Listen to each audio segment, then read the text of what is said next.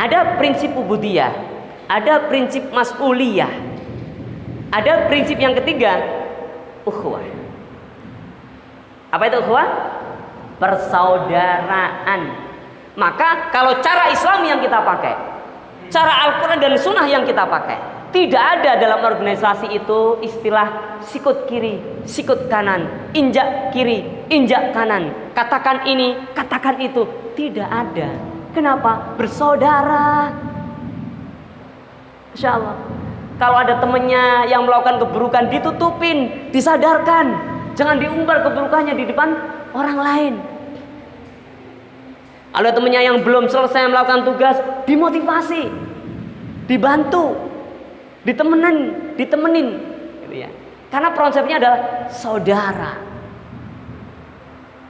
Apa pesan Rasulullah tentang persaudaraan?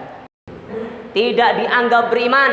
Loh, masalah persaudaraan ini, kecintaan persaudaraan ini dikaitkan dengan iman loh. Tidak dianggap beriman. Salah satu di antara kalian yang belum dianggap mencintai saudaranya, orang-orang di sekitarnya seperti mencintai dirinya sendiri. Kaitannya dengan iman. Kita nggak bisa masuk surga gara-gara kita benci pada orang lain.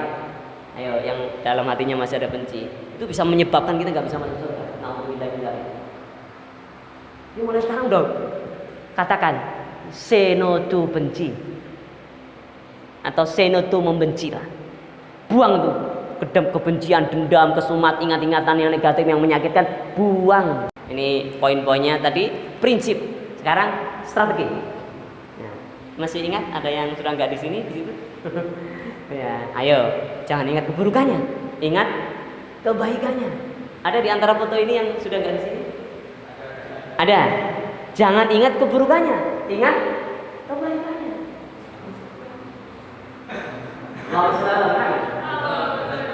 Masya Allah, orang punya strategi macam-macam di dunia ini. Mau organisasi model apa? Aku mau menjadi pemimpin seperti ini, seperti ini, seperti ini. Masya Allah, lihat Quran.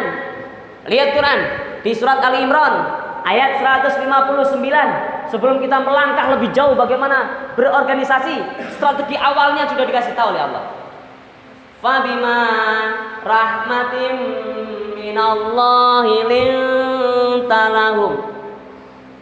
Ya, walau kunta faddan ghalidhal qalbi lan faddu min haulik fa'fu anhum wastaghfir lahum wasyawirhum fil amr fa idza azamta fatawakkal 'ala Allah innallaha yuhibbul mutawakkilin. Allahu akbar.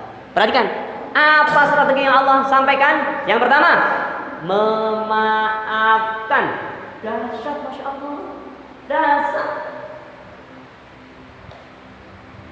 Kenapa Rasulullah yang lahir di tempat yang jahiliyah? Jahiliyah artinya tidak, logikanya tidak bermain. Karena banyak orang menyembah Lata, Uzza, Manat, Hubal, ratusan patung berhala ada sekitar Ka'bah saat itu, ya. Bukan hanya itu, Rasulullah juga pernah dipukulin bersama Abu Bakar Siddiq di sekitar Ka'bah sampai pingsan. Bukan hanya itu, Rasulullah juga pernah dilempari di Taif sampai berdarah-darah.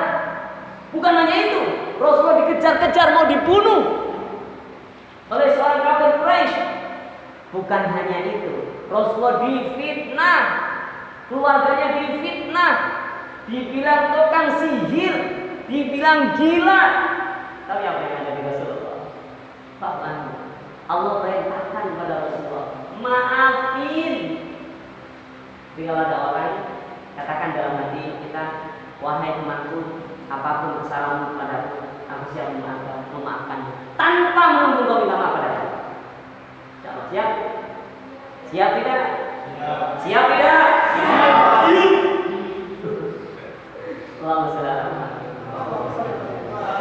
Makanya Rasulullah yang begitu bisa meraih hati jutaan orang. Rasulullah yang seperti itu bisa orang jatuh hati pada beliau.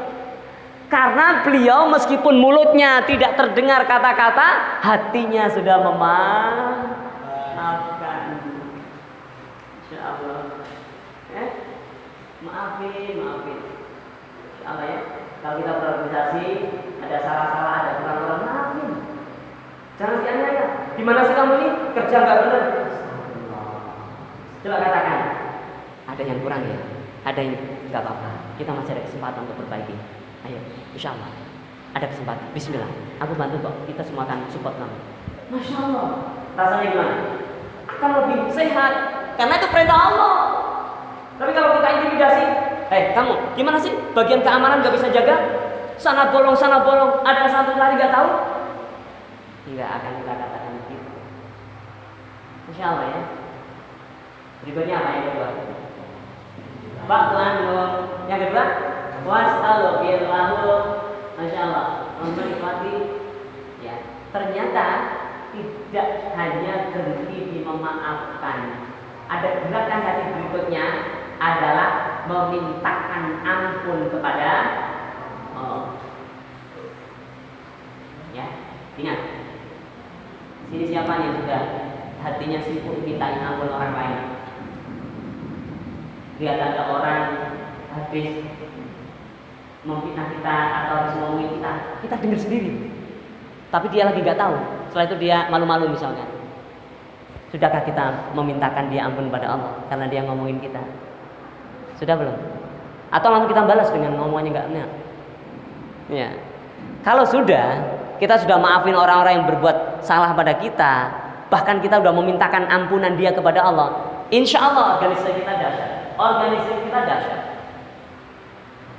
Karena kita selalu mengkomunikasikan orang-orang di sekitar kita itu dengan Allah, kepada Allah. Kita ajak dia untuk konfirmasi pada Allah. Kita ajak Allah ngobrolin tentang dia loh, bukan dengan orang lain. Kepada Allah kita minta ngobrolnya. Dan itu yang dilakukan Rasulullah Muhammad SAW. Ketika Rasulullah dilempari penduduk Taif, malaikat Jibril menawarkan bantuan agar penduduk Taif disiksa, ditimpakan gunung yang ada di situ. Tapi apa kata Rasulullah? Jangan wahai Jibril. Kira-kira Jibril tampak nggak waktu itu? Di mata orang tampak nggak? Mungkin di mata Rasulullah tampak, tapi di orang-orang nggak tampak. Berarti Rasulullah seperti ngobrol di dalam hatinya. Kemudian kenapa kita bisa tahu? Karena Rasulullah pernah menceritakannya, yang disebut dengan hadis, ya. Dan setelah itu apa yang terjadi? Penduduk Taif beriman kepada Rasulullah Muhammad SAW, beriman kepada Allah Subhanahu Wa Taala. Ya, anak cucunya jadi orang-orang beriman, meskipun bapaknya, kakeknya dulunya memusuhi Rasulullah Muhammad Sallallahu Alaihi Wasallam. Karena Rasulullah sudah memintakan ampun mereka itu. Dahsyat ya. Ini prinsip organisasi. Ya, masya Allah. Berikutnya yang ketiga adalah berkomunikasi yang baik. Wasyawirhum bil amr. Ajak dia musyawarah terhadap berbagai macam urusan. Arti lainnya apa? Ajak dia ngobrol. Ajak dia berkomunikasi dengan baik. Jangan ingat masa lalu yang menyakitkan sehingga menjadi barrier, menjadi penghalang kita untuk ngobrol dengan dia. Kalau mau ngobrol, mengkomunikasikan, berkomunikasi, menjalin silaturahim, tidak usah peta-petakan, tidak usah kotak-kotakan. Ini dulu pernah membenci aku tinggalkan dia. Ini dulu pernah mendukung aku, maka aku ajak komunikasi dia dulu. Enggak. Allah sampaikan ilmunya kepada baginda Nabi, dan baginda Nabi mempraktekkan wasyawirhum fil amr. Ajak dia bicara, ajak mereka berkomunikasi dengan baik.